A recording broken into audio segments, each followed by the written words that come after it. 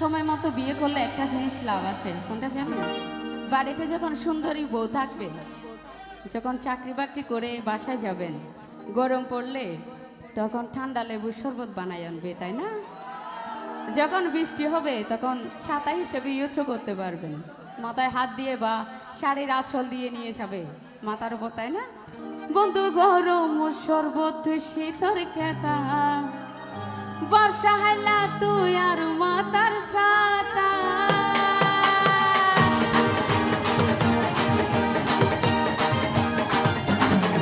বন্ধু গরম শরবত শীতর খেতা, বন্ধু গরম শরবত শীতর খেতা।